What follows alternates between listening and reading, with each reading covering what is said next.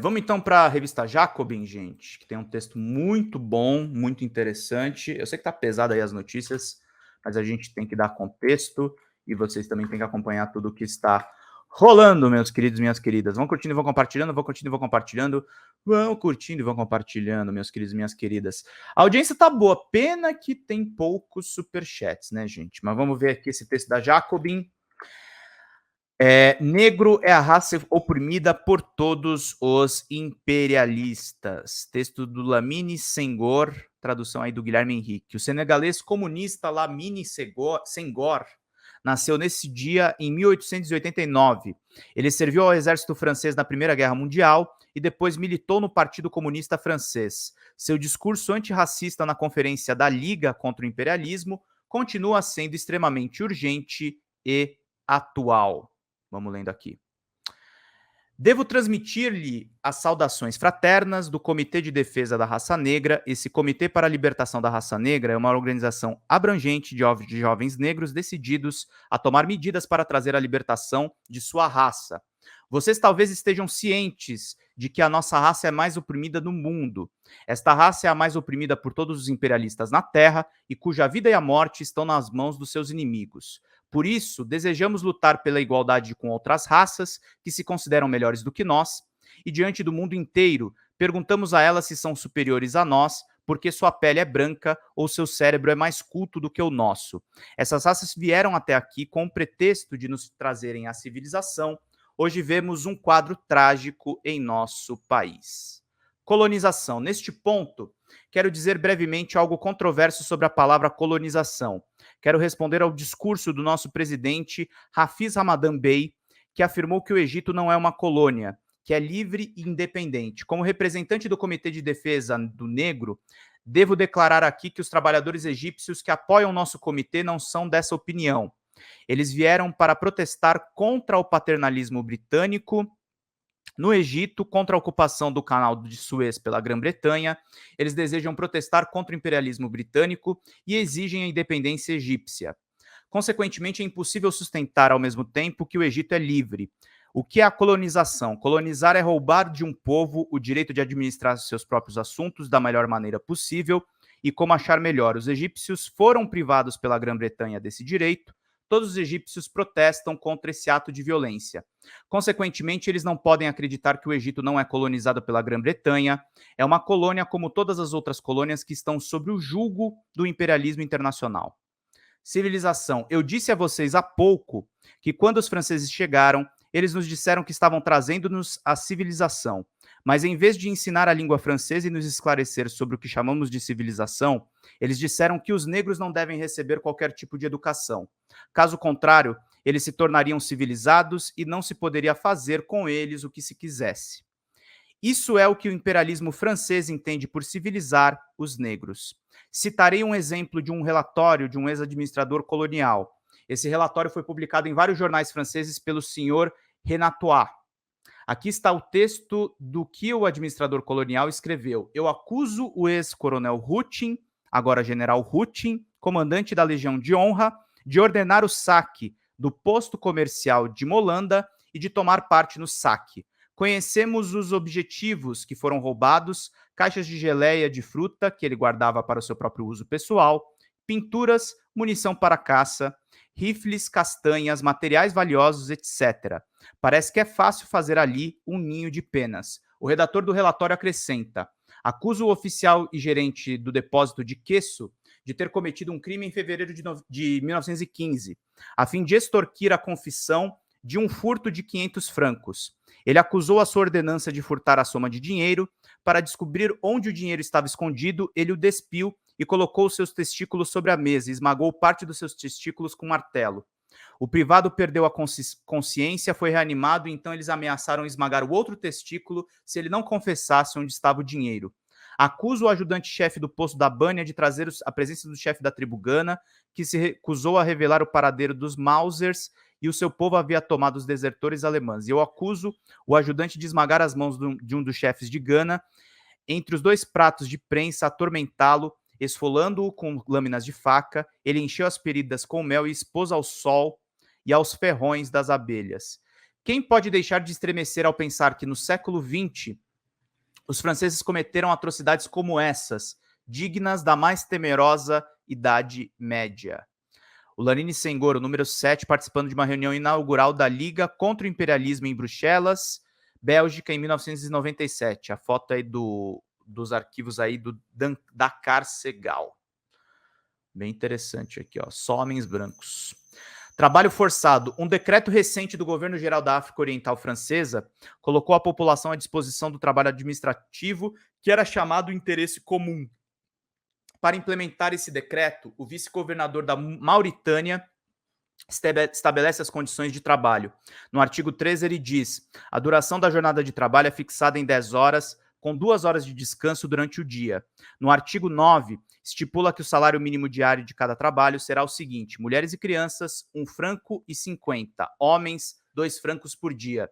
Você não pode se recusar a trabalhar por esse salário. Então você é obrigado a trabalhar por 10 horas por dia, ao sol africano, e só pode ganhar 2 francos. As mulheres e as crianças trabalham tanto quanto os homens, e apesar de tudo isso, nos dizem que a escravidão foi abolida, que os negros são livres e que todos os homens são iguais, etc. Eu considero aqueles que nos dizem isso não como idiotas, mas como pessoas que estão nos cutucando. Fala, Mário Bal, obrigado pela contribuição, meu querido. Obrigado a todas as pessoas que estão assistindo aqui. Quase 200 curtidas, meus queridos. Vão curtindo e vão compartilhando, vão curtindo e vão compartilhando, vão curtindo e vão compartilhando. Pinguem superchats, meus queridos e minhas queridas, para todo mundo ficar por dentro de tudo aqui na nossa Folha Democrata. Vamos lá. Escravidão. Isso também, diz-nos, foi abolido e quase se poderia admitir que a venda de escravos é proibida e que não se pode mais vender negros a um branco, a um chinês ou mesmo a outro negro. Mas vemos que os imperialistas, muito democraticamente, se reservam ao direito de vender todo um povo negro a um outro imperialista. O que a França fez com o Congo de 1912? Ela simplesmente entregou à Alemanha. Ela perguntou aos negros do Congo se eles queriam ser explorados pelos alemães. Vão curtindo e vão compartilhando para todo mundo ficar por dentro de tudo. Deixa eu ver aqui, só para a gente poder acompanhar. Certos políticos franceses chegaram a escrever na imprensa francesa que os negros das Antilhas estão começando a exigir direitos demais e que seria melhor vendê-los aos americanos. Então, pelo menos, obteríamos lucro com isso. Não é verdade, a escravidão não foi abolida, pelo contrário, ela foi modernizada. A injustiça é ainda mais marcante na França. Vimos que durante a guerra foram recrutados tantos negros quanto possível. Ele combateu na Primeira Guerra Mundial, tá, gente? Para serem usados como bucha de canhão. Recrutaram tantos que os governadores franceses se recusaram a continuar recrutando porque temiam que o povo se revoltasse. Mas como era preciso recrutar a todo custo, procuraram um negro notável, acumularam-lhe honras e o nomearam comissário-geral e representante da República Francesa na África. Eles o acompanhavam onde quer que fosse por oficiais franceses e negros condecorados.